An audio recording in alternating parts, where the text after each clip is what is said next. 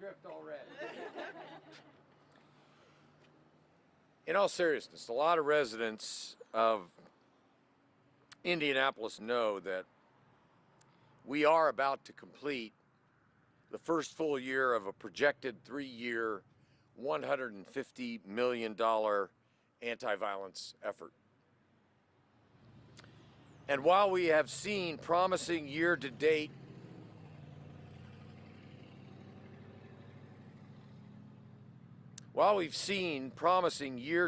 decreases in most of our violent crimes, we are still working to address the root cause of violent crime in Indianapolis. That brings us to today and to this month.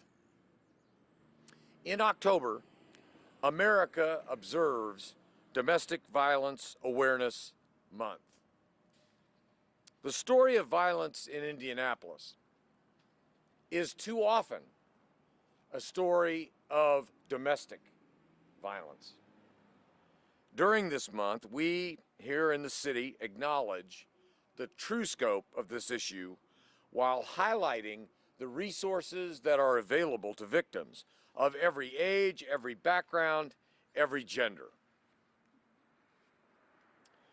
In 2020 alone, reports of domestic violence doubled compared to 2019. It was for that reason that the city committed $250,000 of American Rescue Plan funding for wraparound services for victims of domestic violence. This year, the city launched Indy Champions of Domestic Violence Prevention, a joint effort of the city's Office of Public Health and Safety and the Indy Public Safety Foundation. The program director for that effort, Danielle Smith, will be up in just a moment. First, though, to victims of intimate partner abuse, your city is here for you. Indy is home to the people and places that can help. We'll be hearing from several today. Finally, during this month of increased awareness and observation, I do ask all residents of our city to help us spread the word about these potentially life-saving resources. It's so very important. And I thank you for being with us today.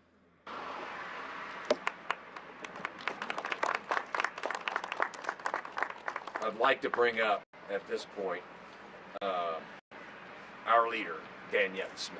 Danielle.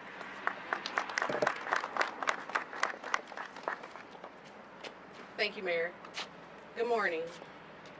The Indy Champions for Domestic Violence Prevention is the connector between IMPD, domestic violence agencies, the community, and victims and survivors. In addition to being the connector, our champions provide direct resources for barriers preventing victims from fleeing or causing survivors to return to domestic violence. In the community, working with businesses like Carriage House East Apartments, not only giving their residents resources, but training the entire staff on domestic violence prevention. Or like the Boys and Girls Club of Indianapolis and Pathway Resource Center, equipping their youth with prevention. We are door to door and boots on the ground in the community. Working with law enforcement, like Victims Assistance, to get clients connected directly to services, whether on scene or by referral, alongside detectives and survivors, for them to have support during a case or obtaining a protection order. Equipping our beat officers to have direct support to victims when working in the community and in our streets. We are connecting. We want our community to feel safe and know IMPD cares when a victim calls first responders for help. Meeting with domestic violence agency directors, monthly, we discuss what we see in our community, the gaps, the work together, to bring change and solutions, linking together all on one accord for the betterment of those needing assistance. These director meetings allow the champions to amplify resources in the community and streamline survivors to other DV agencies, preventing re-traumatizing those who are seeking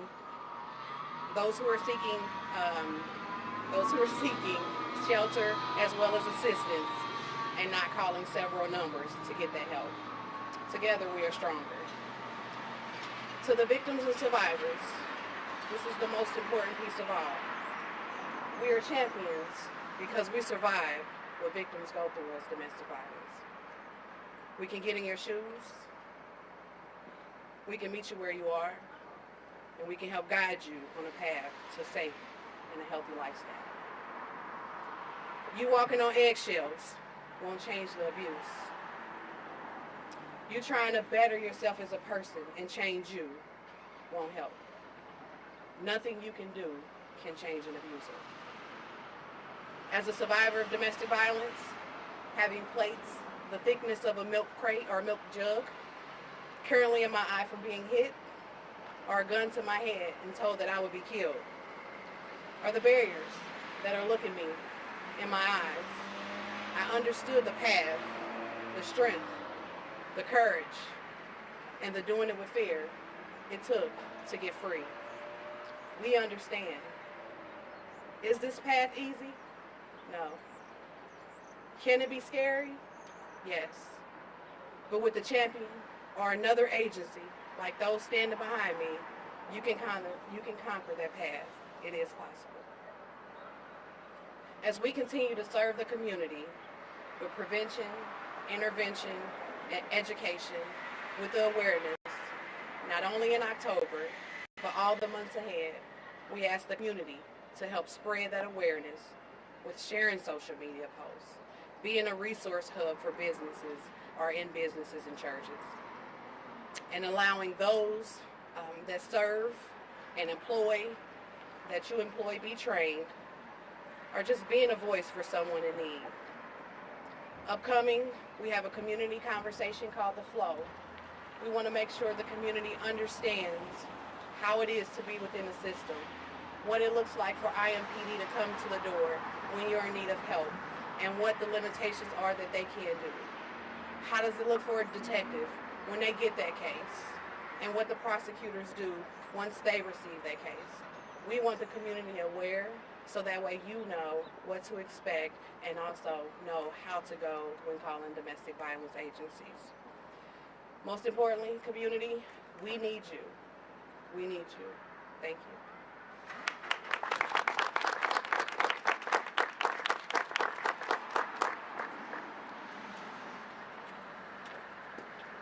Thank you, Danielle. Hi, Matt Thomas with IMPD. Good morning, everyone. Good morning. Good morning. I'm pleased to be here on behalf of Chief Taylor and the women and men of IMPD. This month serves as an opportunity to highlight an incredibly important topic, one that receives continued focus by IMPD 24 hours a day, 7 days a week, all year long. As I stand here today, we are currently on track to finish the year with roughly 5,800 criminal cases being investigated by the IMPD Domestic Violence Unit. Many with names familiar to our investigators and advocates. Despite the challenging dynamics of domestic violence cases, we will not waver in our commitment to domestic violence victims. If you see it, report it, prevent it. Through the local, state, and federal resources of the Indianapolis Violence Reduction Partnership, we will harness all law enforcement resources at our disposal to hold suspects accountable and bring peace to the lives of victims. The impact of domestic violence is far-reaching, impacting victims, families, children, and friends. I'm grateful for our officers who respond to domestic violence calls despite the inherent dangers.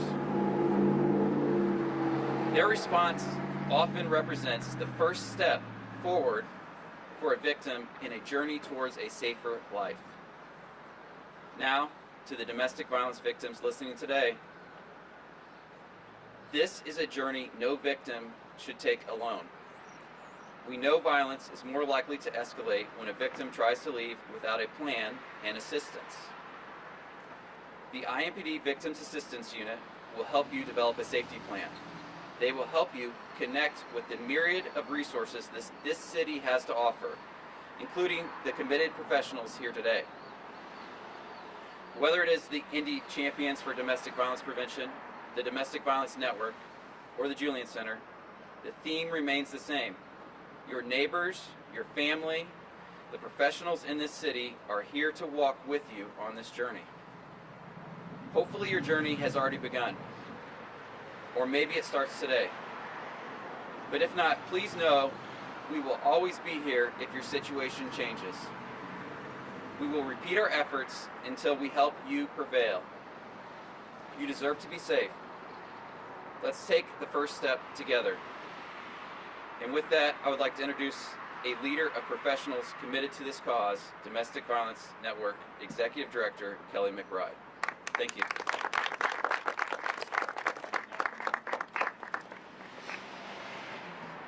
Good morning. Thank you, Commander Thomas. Thank you, Danielle. Thank you for everybody for being here today. My name is Kelly Mcbride, and I am the Executive Director of the Domestic Violence Network. DVN exists to engage the community to change the culture that leads to domestic violence.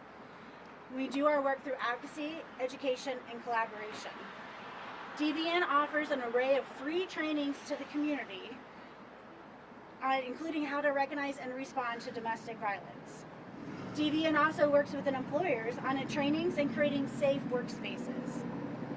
Domestic violence is preventable, and we know that education is key, which is why we also educate our youth on healthy relationships and teen dating violence warning signs. Our youth experience teen dating violence at the same rate as adults, with 1 in 3 teens experiencing teen dating violence before they turn 18. Our biggest partners in schools is Indianapolis Public Schools, where we not only educate 8th through 12th graders, but we also create youth-led public awareness campaigns to further engage students. DVN works closely with the City of Indianapolis on a variety of projects, including Baker One, which is an IMPD-led program created to identify high-risk offenders to prevent homicide and serious assault. DVN was built off of community collaborations and has facilitated 5 community-wide plans designed to bring the community together to change the culture that leads to violence. Our newest plan is called Equity, and it focuses on 2 populations that have been historically left out of the conversation for domestic violence intervention and prevention. The data is clear. Black and African American women and the LGBTQ community experience higher rates of domestic violence than any other group in the country. DVN seeks to get to the root causes of this inequity and facilitate collaboration with community members, grassroots organizations, and social service providers to address this disparity. Domestic violence is a pervasive issue in our community and one that affects each and every single one of us. It will take all of us to combat it. Thank you. I'd like to introduce Counselor Lakeisha Jackson. Thank you, Executive Director Kelly Mcbride. The City County Council is invested in the community and invested about supporting initiatives around domestic violence or domestic abuse. That's why we have advocated and supported and put funds into supporting programs and initiatives like Indy Champions and the funding that the mayor talked about for the 2022 and 2023 budget for programs around domestic violence. Many do you know and understand what a victim of domestic violence or abuse is? It doesn't matter the age, race, gender, sexual orientation, faith, or class. Domestic abuse is typically manifested as a pattern of abuse, behavior towards an intimate partner in a dating or family relationship where the abuser exerts power and control over the victim. It can be domestic abuse mental, physical, economic, sexual in nature. Incidents are rarely isolated and they escalate frequently and severity. I say that to say because many of us sometimes see it, but don't understand or know what domestic violence is or abuse is. And so if we recognize the signs as family members or friends, it can escalate very seriously. And the importance of supporting partners and programs what DVN is doing, Indie Champions, Silent No More, and all the partners that we're here to support today to educate the community on and put funding and resources behind is because a victim today could be someone, it could be someone us tomorrow or someone in our family.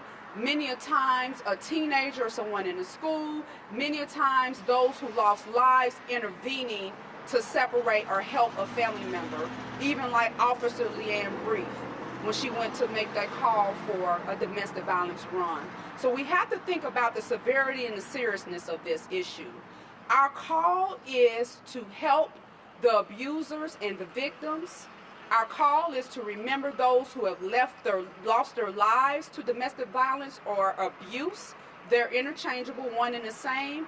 Our call is to how do we reduce this problem and this issue, not because for the issue for the abuser or the victim, but our call as a people, how do we unite and continue, as the mayor says, put more resources, more funding, and take away the stigma. There should not be a stigma placed on victims. Let me say it again. There should not be a stigma placed on victims. We should be able to rally behind them. And if you want to see what that looks like in true life, there's an event that Danielle Smith through Indie Champions is collaborating with Pathway Resource Center this Saturday, October 8th at 12 o'clock. She's doing a domestic violence rally and a balloon release for the victims, as well as those who lost their lives. And then there's going to be a mental health workshop around that. That's put into action, giving the victims a way to release and talk about what they've been through, giving them a way, the work that they've done to come in to play so you can see that real time. But I thank Danielle and her team and her partners and all of them who do the work at grassroots level because they work with the people who need us. I'm on the council, but I'm grassroots and advocating in the community, but we need community leaders, we need council people, we need the government to understand, help our people in an area where there are victims, but not stigmatized them as victims. Thank you so much.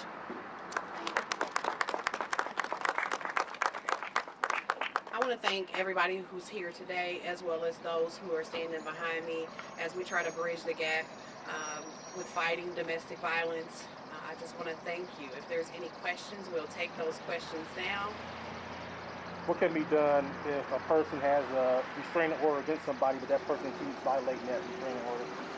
So we would advise that individual to contact the detective or the prosecutor's office so that way we can get invasion of privacy or protection order that has been, they have violated that protection order. So there can be criminal charges for violating that protection order. The main thing is making sure that you are connected as a victim with an advocate who can walk you through those steps so every step does not feel hard or pressured on you as you make that way into a healthy lifestyle. And what if someone has a protective order against somebody, but at some point they pull back on that protective order against that person? What should that person do? Well, if a protection order has been closed or dismissed, meaning they no longer want that protection order, and those threats end up coming again, that they would need to go ahead and file that protection order again. But also, it is super important, and I think I can't repeat this enough. So make sure that you're connected with the advocate who can lead you and guide you in the proper steps, whether you have a protection order or whether you don't. Whether you're trying to flee while still living in that house, or it's an emergency vacay where you need to flee immediately. We ask the community so much, family and friends, to know that advocates are needed and can be a super support when trying to get you free and break free from domestic violence.